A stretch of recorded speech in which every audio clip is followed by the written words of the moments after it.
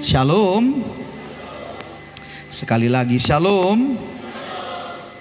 Ibu bapak yang dikasihi Tuhan, kita hari ini kembali bersyukur kita boleh berada dalam ibadah kita. Saudara-saudara, di dalam kehidupan beribadah, ingatlah selalu bahwa fokus kita dalam ibadah bukan berkat. Amin, saudaraku. Fokus kita bukan kaya. Tadi pagi di ibadah 1 saya sudah sampaikan akan hal itu. Jangan pernah Anda dan saya mengejar sesuatu yang bentuknya materi saja. Sebenarnya Anda perlu mengejar sang pemberi materi itu. Karena begitu Anda mengejar sang pemberi materi atau berkat itu, dia akan memberikan kepada saudara. Tadi pagi saya sudah membagikan tentang agunglah rahasia ibadah kita. Untuk nanti uang ibadah 1 Anda boleh lihat di YouTube, karena beberapa hari lagi setelah di-upload nanti bisa Anda lihat ya. Nah, pada yang kedua ini saya rindu sekali membagikan kepada saudara sebuah yang namanya harga dari sebuah ketaatan.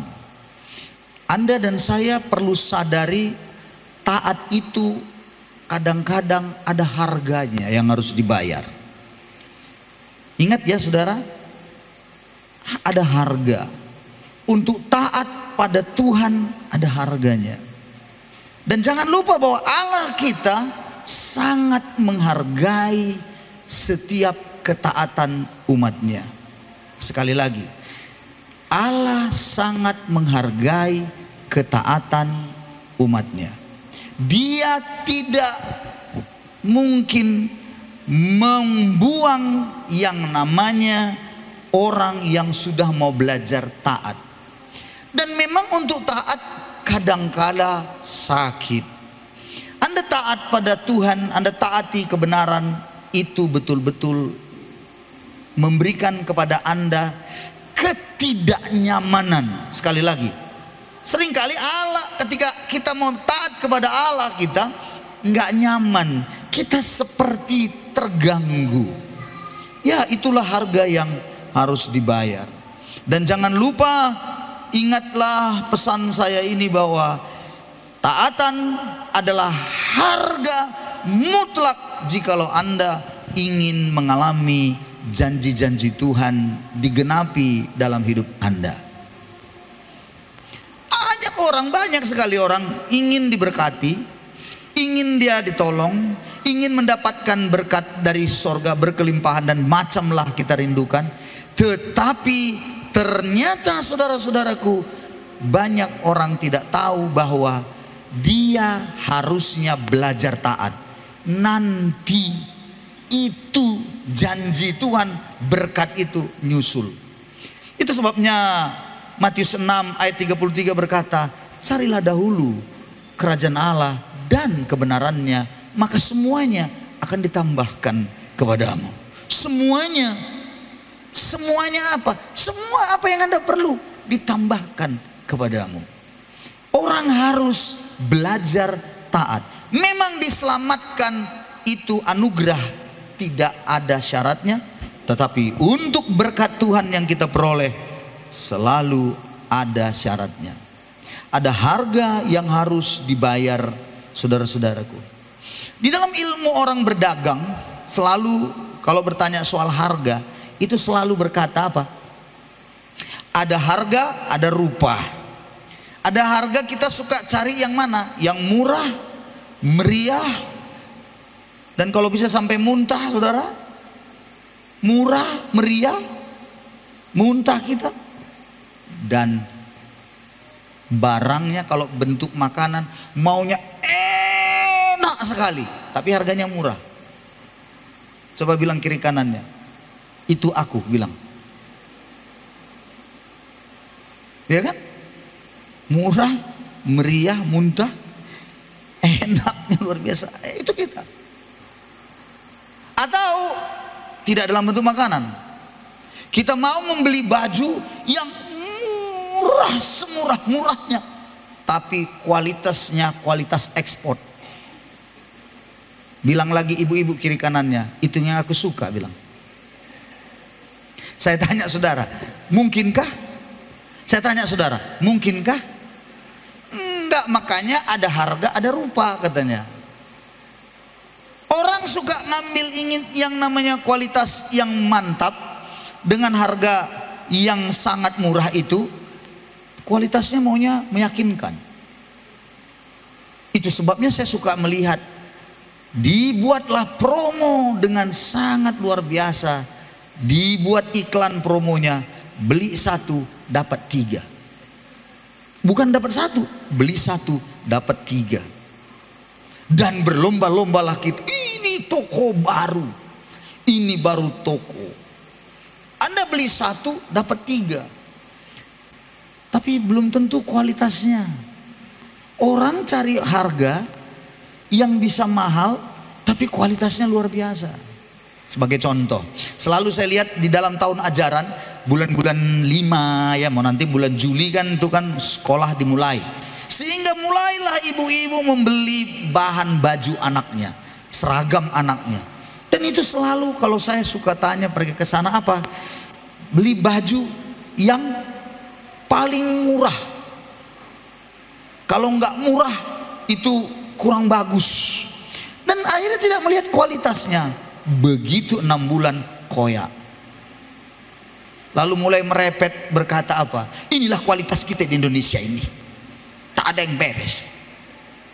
Halo, Anda membeli barang murah, maka akhirnya murahlah yang kualitas yang Anda dapat itu ya sangat jelek.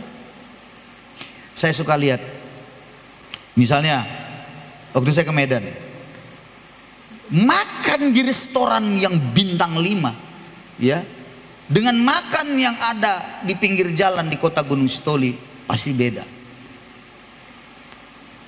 Kenapa mahal di bintang 5? Karena pelanggannya itu diberikan kenyamanan. Masuk saja udah ber-AC. Ngerti maksudnya? Udah dingin. Kalau di Gunung Sitoli masuk kita AC, angin cuma-cuma.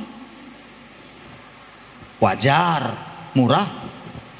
Udah gitu, duduk kita bingung mana cari duduk kita mana. Akhirnya kita jalan duduk di sana. Sang pelayannya itu sudah datang. Berapa orang, Mbak? 5. Mari Pak, mari. Dianterin di sana. Dikasih tempat duduk lagi. Duduk di situ, duduk. Waktu duduk bukan kayak kita di sini.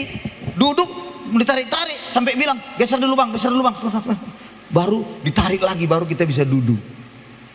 Di sana dia yang tarikkan, silakan Pak, silakan, silakan. Dia yang tarikkan dan kita yang duduk. Piringnya udah disiapin. Kalau kita di sini gimana? Perek-perek makan 2, tega. Kita ngomong lagi teriak. Wajar murah, saudara-saudara. Mengerti maksudnya?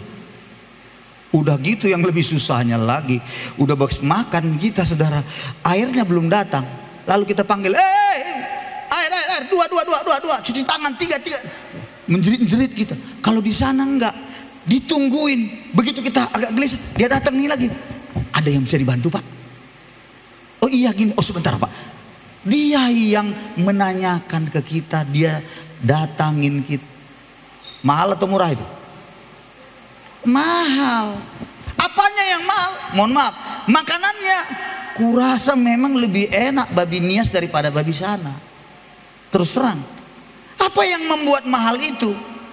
Pelayanan itu dibuat suasananya, diputar lagi lagu yang mengantarkan kita makan enak.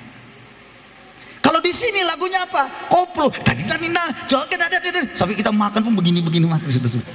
Pantaslah murah, mengerti maksudnya? Hah? Nangkep ya?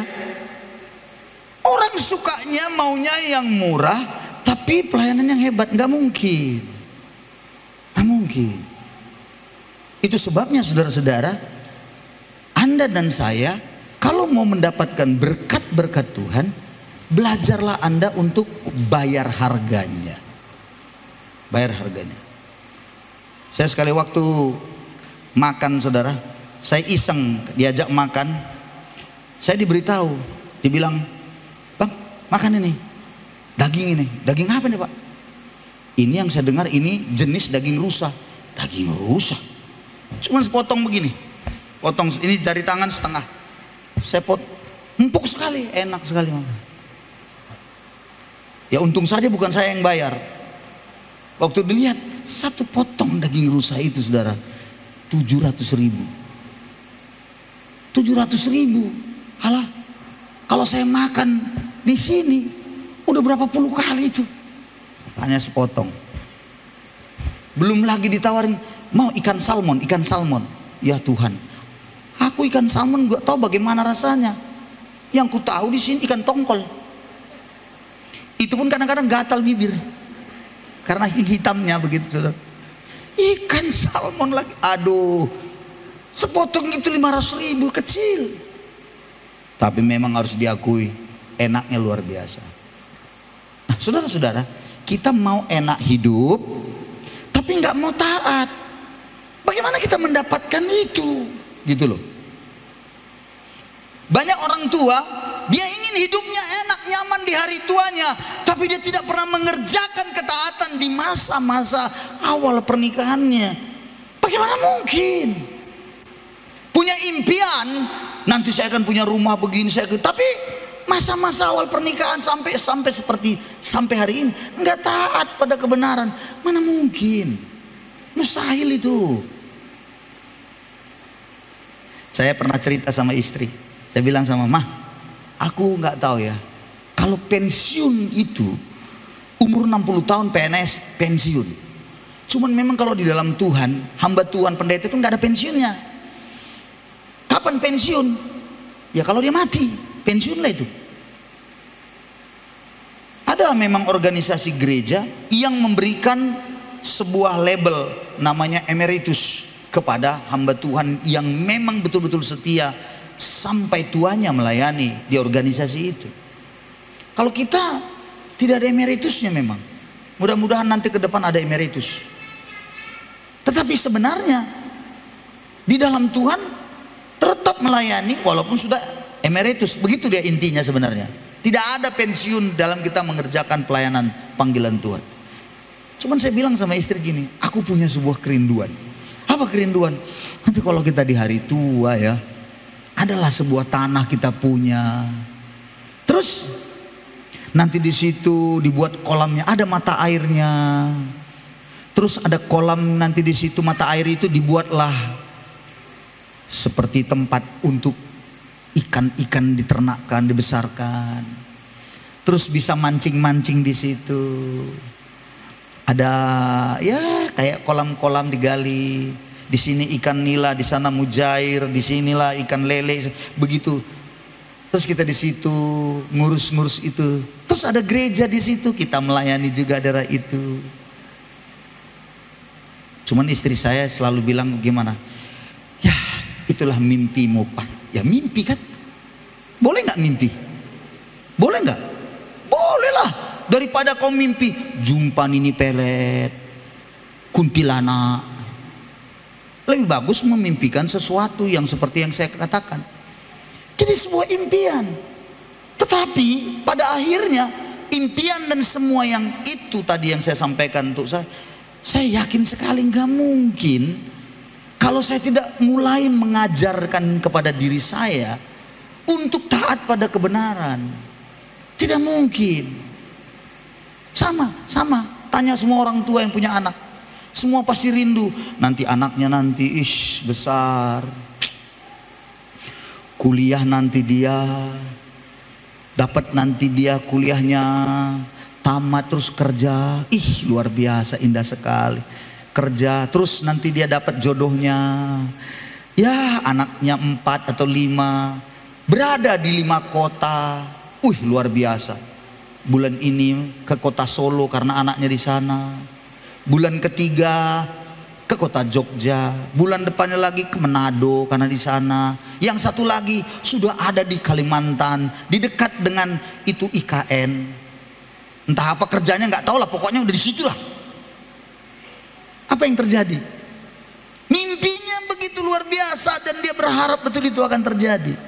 Tapi saya mau beritahu, Tidak pernah dia telepon anaknya, tidak pernah dia sayangi anaknya, tidak pernah dia didik anaknya dengan baik, tidak pernah diberikannya perintah-perintah yang benar, tidak pernah juga dia berikan sebuah keteladanan bagi anaknya.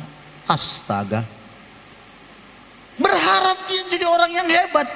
Dari mana datangnya itu, Pak? Dari mana datangnya itu? Semalam bagus sekali. Saya sendiri diberkati lagi itu tentang parenting project, judulnya Otoritas. Bahwa orang tua itu banyak, ada 4 tipe jenis orang tua yang mendidik anaknya.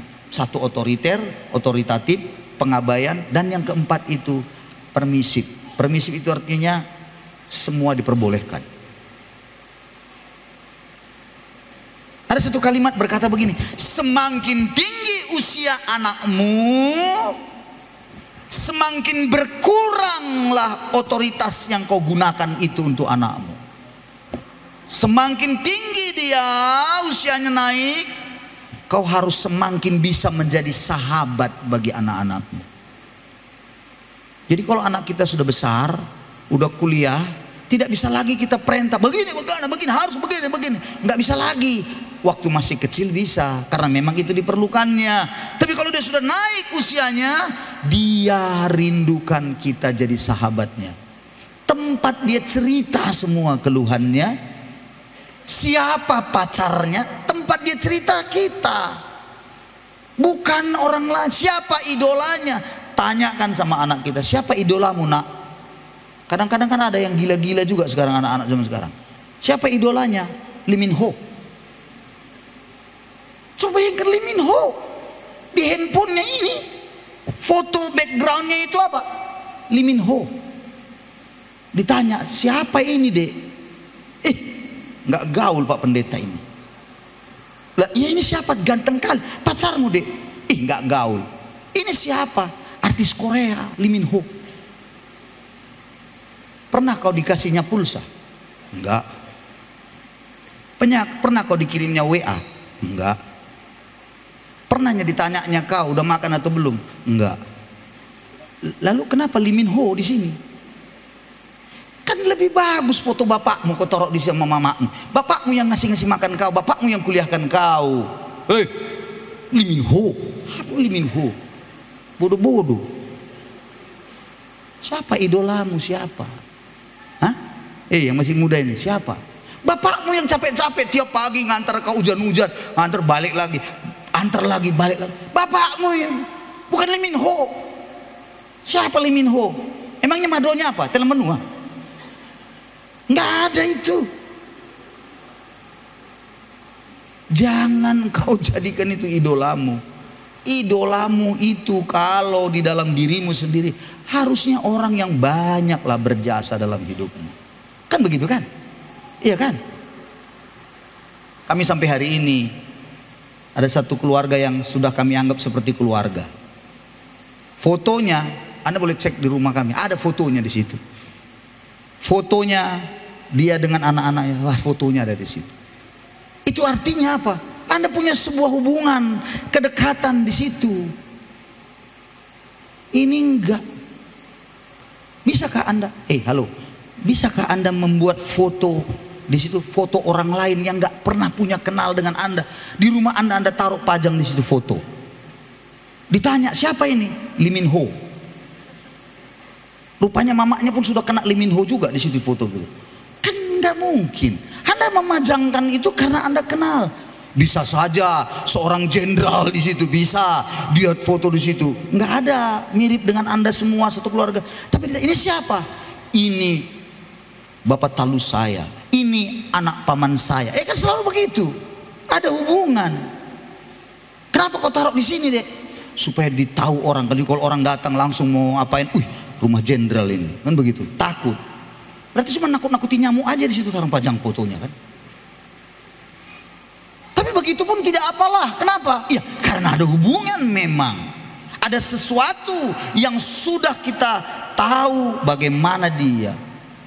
Sekarang kalau Anda itu punya Tuhan yang melekat dalam diri Anda, yang memberikan kepada Anda berkat dan janjinya luar biasa dalam hidup Anda, masakan itu tidak ada di dalam hatimu? yang itu membuat engkau taat padanya, karena kau kenal dia. Allah kita itu sangat menghargai ketaatan kita. Ingat baik-baik.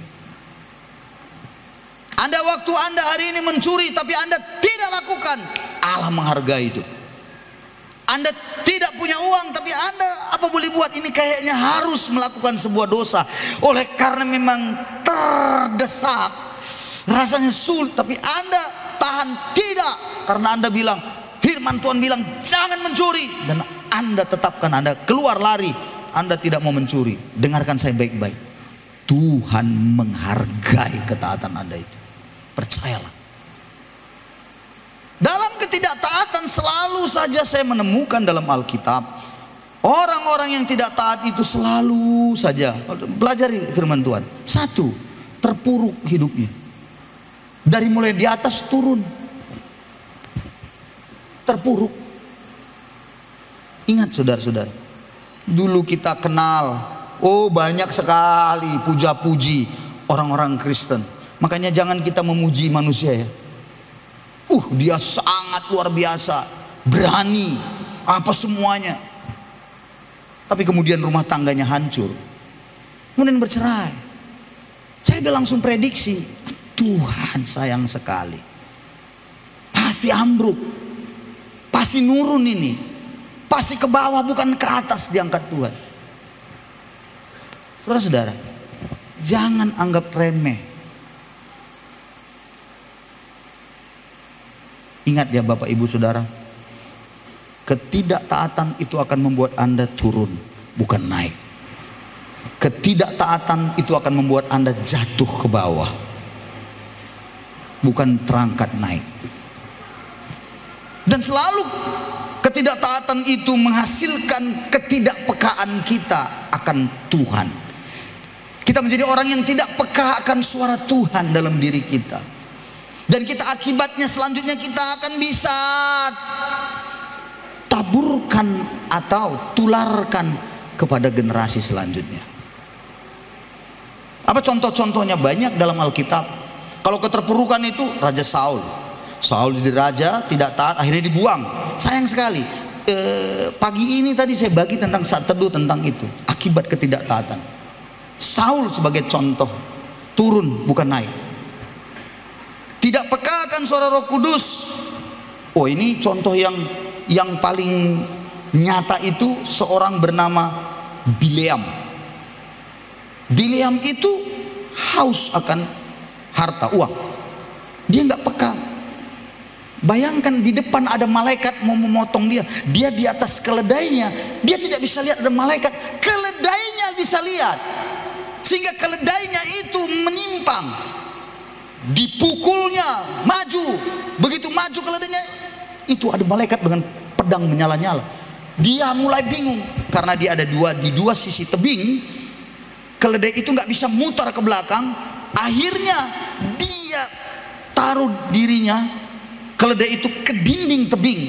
Kejepitlah kakinya si Bileam. Mengamuk dia. Sampai akhirnya keledainya Bileam pun bicara. Bayangkan, keledai akhirnya bisa jadi bicara. Malaikat Tuhan bilang, bersyukur kau keledaimu itu tidak dekat sama aku. Kalau kau maju, mati kau tebas. Saudara-saudara, ketidaktaatan membuat kita tidak peka akan suara Tuhan. Kita menjadi orang yang selalu gampangan saja. Dan bisa ditularkan ke generasi selanjutnya. Ada contohnya. Oh, contohnya itu saudara-saudara, Abraham sendiri. Bagaimana Abraham? Abraham berbohong tentang istrinya Sarah. Ya, dia mencoba untuk apa? Untuk berkata bahwa ini bukan istriku. Karena dia takut dihukum oleh orang-orang. Karena dia pendatang di situ. Ini bukan istriku, ini adikku. Akhirnya raja negeri itu mencoba berupaya untuk apa? Untuk bisa mendekati si Sarah. Karena si Sarah kan dibilang adiknya, udahlah cocok ini. Luar biasa, cantik lagi. Pada waktu itu punggawa-punggawanya Raja Firaun, karena mereka ada di Mesir waktu itu, mencoba mendekati, memuji-muji di hadapan Firaun, sehingga Firaun pun ingin mengambil dia jadi istri. Bersyukur pada Tuhan, Tuhan bekerja cepat. Kalau tidak akan jadi yang namanya Mesias, turunan Mesias yang dijanjikan itu lahir, hadir dari keluarga Abraham. Saudara-saudara, karena begitu baiknya, karena begitu cantiknya Sarah, Firaun baik, dia dapat banyak sekali lah, banyak sekali supaya nanti Sarah ini diambil jadi istrinya. Tuhan bertindak cepat. Kalau Anda baca dalam Kejadian 12, Tuhan membuat tulah, dibuat Tuhan tulah kepada seisi rumah, seisi istana Firaun, dan mereka ketakutan. Sampai akhirnya Firaun pun memanggil. Sadar dia bilang, masa kau bilang istri, padahal istrimu itu adikmu, padahal itu istrimu. Bukankah itu artinya kau sedang mau membunuh kami semua, menulahi kami semua gara-gara itu? Akhirnya disuruh pulang, diantarkanlah Abraham serta semua istri dan apa yang dia punya keluar pergi. Anda pikir dengan berbohongnya, dengan mengatakan ini adalah adikku, tidak turun? Turun. Si Ishak pun, anaknya pun begitu juga dengan Ribka. Ini saudaraku ini, bukan ini. Enggak, ini bukan istri saya. Oh, saudara-saudaraku, hampir saja lagi kalau tidak karena Tuhan. Ishak bilang Ribka itu bukan istrinya, tapi raja negeri Filistin itu melihat dari hati, kok mereka kok bermesra-mesraan, bercumbu-cumbuan. Maka raja Filistin pun marahlah. Siapa sesungguhnya ini? Lalu Ishak bilang, aku takut jangan-jangan nanti aku mati kau bunuh kalau ku bilang ini istriku. Kau bunuh aku, akhirnya istriku kau ambil. Makanya aku bilang ini bukan istriku. Bohong lagi. Turun. Jangan lupa, turun juga sama Yakub. Dia tipu lagi bapaknya sendiri. Saudara-saudara, ketidaktaatan yang mungkin Anda lihat sederhana pun, ingatlah, nular ke generasi selanjutnya itu masih sangat mungkin. Itu sebabnya saudaraku, kita memang harus jaga diri kita dari yang namanya ketidaktaatan. Kalau kita melihat, kita masih lanjut ya. Kalau kita melihat bagaimana Musa dalam Ibrani pasal yang ke-11, Musa itu didatangin Tuhan lewat semak duri waktu dia menggembalakan. Tapi yang menarik, saya mau coba angkat sesuatu yang imannya Musa.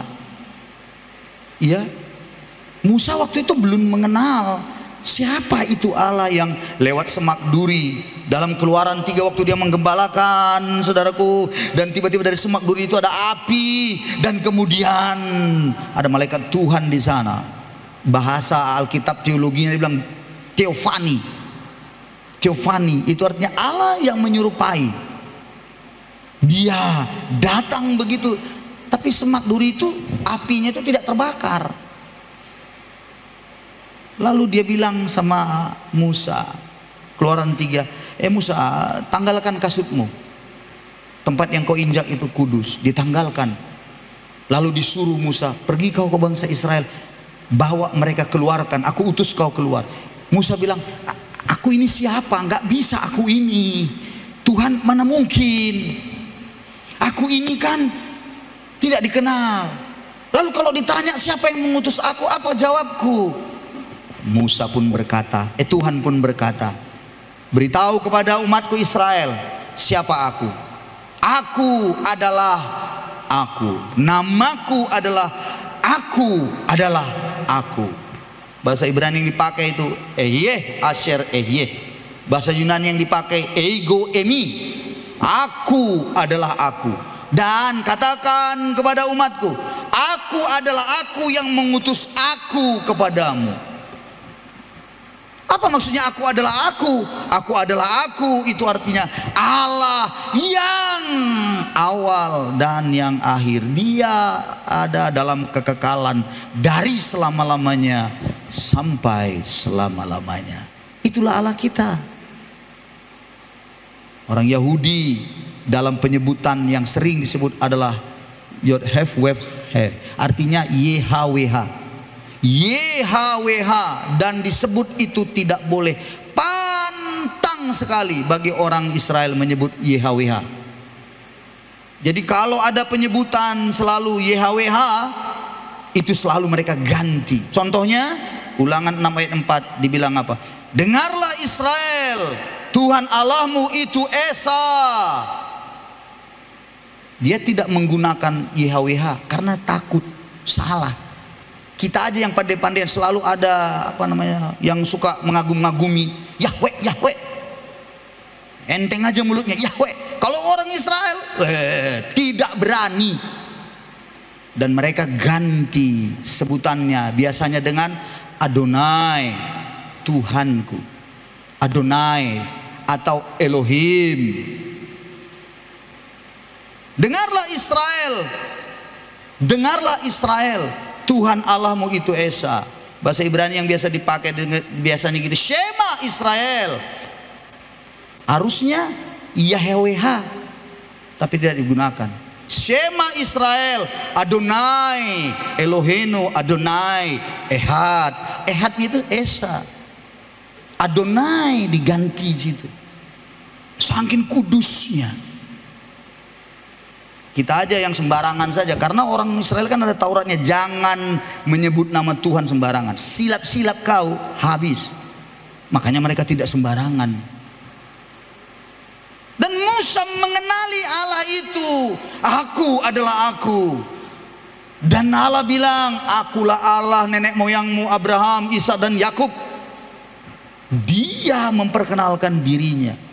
Pada akhirnya nanti, siapakah aku adalah aku? Aku adalah aku, Yahweh itu, Yehova itu, YHWH itu, memperkenalkan dirinya. Pada akhirnya perjanjian baru itu adalah Yesus yang menjadi manusia. Aku adalah aku. Maka ada sebutan Yohanes, kitab Injil Yohanes menyebutkan Yesus itu ada 7 sebutan yang dia selalu pakai kata aku. Ego Emi, aku adalah terang, aku gembala yang baik, aku adalah pintu, aku, dia selalu ada aku. Akulah jalan, kebenaran dan hidup, dia sebutkan aku. Yesuslah itu yang berinkarnasi itu, Allah itu. Jadi ada pertanyaan sama saya, YHWH itu milik siapa Pak? Nama untuk Bapa atau untuk Yesus? Ingat, aku adalah aku. Ehyeh Asher Ehyeh itu artinya Tritunggal dalam kekekalan. Di dalamnya itu Tritunggal dalam kekekalan itu. Maka sebutan Yahweh itu juga untuk Bapa, juga untuk Yesus, juga untuk Roh Kudus. Karena ketiganya Esa. Shema Israel, Adonai Elohenu, Adonai Ehad. Ehad artinya Esa. Esa itu bukan satu begini, bukan. Esa itu di dalam jamaknya itu arti Esa. Contoh ya, 1 tambah 1 sama dengan 2. Enggak, 1 tambah 1 sama 1. Apa itu? Laki-laki dengan perempuan dipersatukan menjadi satu keluarga suami istri. Jawabannya menjadi apa dia? Menjadi 2? Enggak, menjadi 1. Itu ehadnya di situ. Keberadaannya itu ada. Pribadinya 3. Tetapi dalam satu yang namanya Allah Esa, Ehad. Jadi saudara-saudaraku, waktu itu yang ditunjukkan Allah kepada Musa itu kita sudah bisa, oh iya, dia tahu itu karena Allah mempertunjukkan. Tapi pertanyaan saya, menariknya di dalam Ibrani 11 ayat 23 sampai 27. Perhatikan ayat 23, karena iman maka Musa setelah ia lahir disembunyikan selama 3 bulan oleh orang tuanya. Ingat kenapa disembunyikan? Karena Raja Firaun bilang, bunuh semua anak-anak orang Israel yang laki-laki, yang perempuan biarkan hidup. Maka disuruhnya bidan-bidan orang Mesir itu untuk datang ke rumah orang Israel. Begitu dilihat anak itu lahir laki-laki, cekik, matikan. Yang perempuan biarkan lahir. Tapi yang menariknya adalah Musa lahir sebagai laki-laki, dan kita tahu takut dibunuh oleh Raja Firaun dan beserta semua pasukannya. Musa disembunyikan, ditaruh di atas sebuah apa namanya itu, kayak sampan, kapal, bukan kapal juga ya, kayak sebuah ember atau apa namanya, saya lupa nama asli apa tempatnya itu ada. Ditaruh dia di Sungai Nil, dijagai sama kakaknya Miriam. Miriam melihat, dan kita tahu putri Firaun mendengar tangisan Musa, dan akhirnya Musa itu pun dijadikan anak setelah disapih, artinya disusui oleh mamanya. Air susu ibu itu minimal 6 bulan sampai 9 bulan. Bayangkan ibunya Musa itu menyusui anaknya. Tapi yang menarik di sini adalah Musa lahir karena iman mamanya, orang tuanya. Mereka melihat bahwa anak ini elok rupanya. Kata elok rupanya itu berarti ada sesuatu yang terlihat beda dalam diri anak ini. Dan mereka pun akhirnya tidak takut perintah raja itu. Mereka kemudian taruh Musa di Sungai Nil, begitu mengapung ya. Saudara-saudara, ayat 24. Karena iman maka Musa setelah dewasa menolak disebut anak putri Firaun. Musa kan setelah 6 bulan itu kan dia diambil putri Firaun jadi anaknya, dan senang hidupnya. Semuanya tercukupi, tidak ada kekurangan, lengkap semua apa yang dibutuhkan. Diajar lagi dalam soal pendidikan perang, diajar dalam berbagai ilmu-ilmu yang ada di situ. Musa menjadi seorang pemimpin yang hebat. Tetapi saudara-saudara, Musa menolak setelah dia dewasa, dibilang anak putri Firaun, dan kemudian ia lari, ia lebih suka sengsara dengan umat Allah. Dengan umat Allah artinya dengan bangsa Israel. Pertanyaan saya, dari mana Musa itu punya sebuah iman yang begitu rupa? Bukankah 6 bulan 9 bulan kemudian Musa itu dibawa ke putri Firaun? Tidak lagi diajarkan tentang ajaran yang dari orang Israel. Di mana ceritanya? Apa yang Musa baru tahu 6 bulan? Dengar bagi semua ibu-ibu yang hari ini punya anak yang menyusui, aku beritahu padamu, ternyata ketaatanmu yang kecil 6 bulan itu untuk anakmu itu mampu membuat sesuatu yang berbeda di kemudian hari untuk anakmu saat dewasa. Saya percaya 100%. Pada waktu mamanya menyusui Musa, saya punya sebuah pengertian yang dalam. Mengapa bisa sampai Musa punya iman dan menolak jadi putri Firaun? Saya punya sebuah keyakinan. Waktu mamanya menyusui anaknya, disitulah mamanya akan menceritakan siapa dia. Enogu, kau harus ingat, kau harus tahu bahwa Allah Abraham, Ishak dan Yakub itulah Allahmu yang sesungguhnya, Nogu. Kalaupun nanti kau sudah besar, Nogu, kau ingatlah nasib umatmu. Kau ingatlah bagaimana saudara-saudaramu. Bayangkan, sambil nyusu anaknya, sambil nyusu itu, bayangkan. Tapi nggak peduli dia ceritakan terus siapa Allah yang sesungguhnya itu. Dengarkan baik semua kita ibu-ibu. Kalau Musa dalam 6 bulan sampai 9 bulan itu saja disampaikan dengan penuh sebuah kerinduan untuk anaknya Musa, hanya 9 bulan. Maka saya percaya ketika Anda menyampaikan sampai hari ini di usianya yang sudah remaja dewasa, tidak mungkin Tuhan tidak akan memperhitungkan itu buat saudara. Camkan apa yang kubilang ini. Tidak mungkin. Tapi karena kau tidak pernah sampaikan dengan benar, kau tidak pernah taati firman Tuhan untuk dilihatnya, maka tidak heran dia tidak akan pernah mengerti siapa Tuhan dalam hidupnya akan sembarangan. Camkan saudara-saudara, jangan anggap remeh untuk sebuah hal yang sederhana yang kita sampaikan di dalam hidup anak-anak kita. Jadi saudaraku, saya percaya Musa itu dia punya iman lahir, dia nolak jadi putri Firaun. Padahal itu artinya apa? Dia akan sengsara. Padahal itu artinya apa? Dia akan dikejar-kejar dan akan mau dibunuh. Padahal itu artinya apa? Dia tidak mendapatkan lagi fasilitas, kesenangan yang begitu rupa dia bisa dapatkan dalam hidupnya. Demi untuk dia taat pada Tuhan, demi untuk dia taat pada apa kata kebenaran. Saudaraku, pelajaran berharga bagi kita hari ini.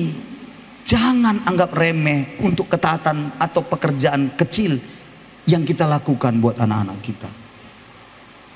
Ayat yang ke-26.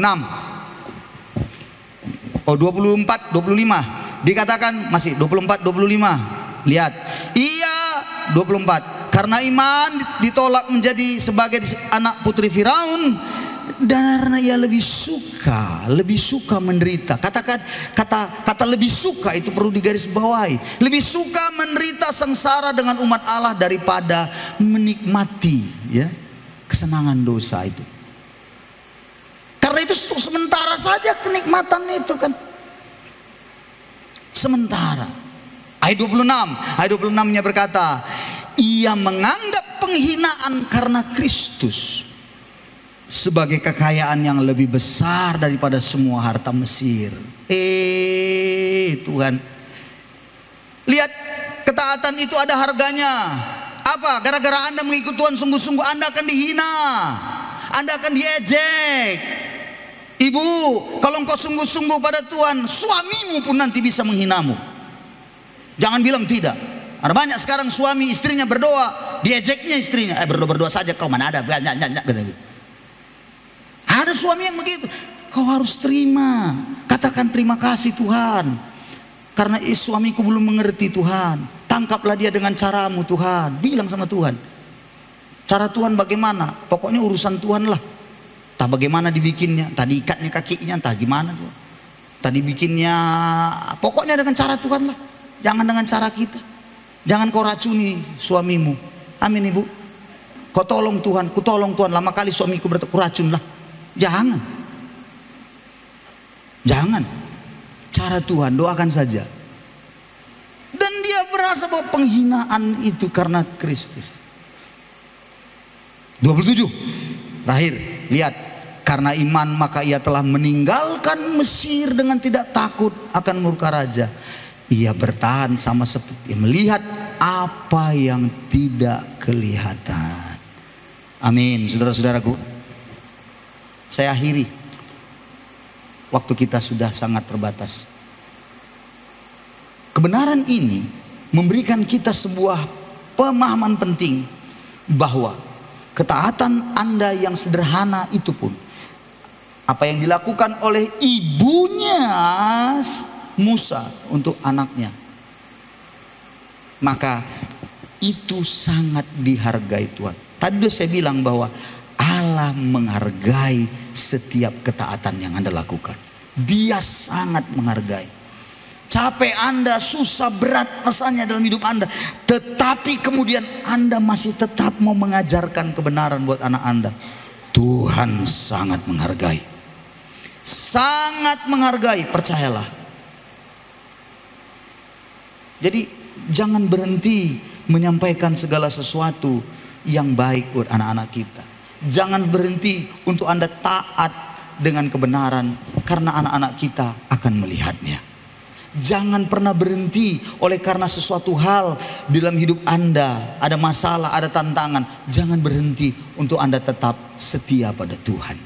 Kenapa? Karena apapun yang Anda lakukan, kesetiaan itu yang Anda lakukan sangatlah dihargai Tuhan. Jadi mari pulang dari sini, ibu bapak, saudara-saudara, biarlah kita memilih taat daripada kita menikmati dosa. Pilihlah taat pada panggilan Tuhan daripada memiliki banyak uang atau harta. Pilihlah taat pada suara Tuhan, sekalipun itu pastinya dianggap rendah oleh manusia. Pilihlah, taatilah, karena berkat dari ketaatan Anda akan memperoleh berkat yang dari Tuhan. Tidak ada jalan menuju berkat tanpa kita belajar taat melakukan firman Tuhan. Tidak ada. Belajarlah untuk kita taat. Saya akhiri, pulang dari sini, bagi suami istri yang masih lengkap, cobalah mulai diskusi. Apa yang kita sudah salah selama ini, mah? Apa yang kita belum taat tentang kebenaran, mah? Marilah kita taat. Bagi yang masih muda, orang muda, kau belajar tuh taat pada firman Tuhan. Apa yang perlu kau taati? Kaulah yang tahu. Apa yang masih kau seringkali tidak taat? Tidak belajar untuk menghormati orang tua kah? Tidak belajar untuk menghormati guru kah? Tidak belajar untuk setia dengan pekerjaan-pekerjaan rumah kah? Tidak taat dalam banyak hal yang mungkin diperintahkan padamu di dalam sekolah kah, rumah kah? Belajarlah untuk kita mulai taat. Bapak, halo Bapak, belajarlah kau taat Bapak. Bapak belajarlah. Kenapa?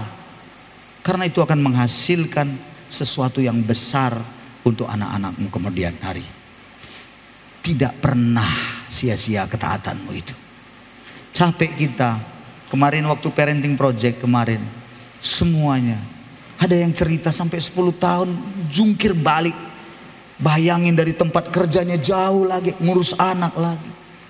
Ada lagi kesaksian saya, Pak, belum bisa tenang emosi saya. Aduh, saya kalau udah ngapain anak saya ngamuk, Pak. Kami semua saling menceritakan kelemahan. Kami menceritakan salah kami. Saya menyampaikan bahwa saya pun tidak sempurna. Tidak ada orang tua yang jadi sempurna. Tapi pulang kemarin setelah mengikuti itu, video itu dan diskusi, kami semua punya sebuah tekad bahwa kami akan mau menjadi orang tua yang lebih baik dari sebelumnya. Tidak ada sempurna, tidak ada. Wah, saudara, saya terhenyuh mendengar penjelasan-penjelasan itu. Karena saya ingat bagaimana orang tua saya di masa lalu memperlakukan saya. Tapi satu anugerah Tuhan, saya bisa ditangkap Tuhan. Dan saya harus melakukan perubahan hidup karena saya sudah di dalam Tuhan. Pertolongan Roh Kuduslah yang memampukan saya dan istri juga bisa mendidik anak. Sampai hari ini pun ibu bapak tidak sempurna. Sampai hari ini pun sering sekali kami mengalami pasang surut kesusahan-kesusahan. Maka hari ini ayo kita akhiri, pulang dari sini kita menjadi orang yang bersemangat menjalani hidup untuk taat pada kebenaran. Kita beri tepuk tangan untuk Yesus kita. Haleluya. Mari kita nyanyikan lagu tadi, bahwa hanya di dalam Yesus kita dapat tenang. Amin. Amin. Bersama Dia saja hati kita damai. Amin, saudara-saudara. Mari kita datang kepada Tuhan, kita naikkan dan kita akan berdoa bersama-sama. Adakah di antara saudara yang hari ini punya kesusahan? Adakah di antara saudara yang hari ini punya banyak pergumulan? Ada pergumulan hidup saudara? Saya ajak kita hari ini untuk kita datang bersama-sama. Mari kita naikkan pujian ini, kita bawa diri kita pada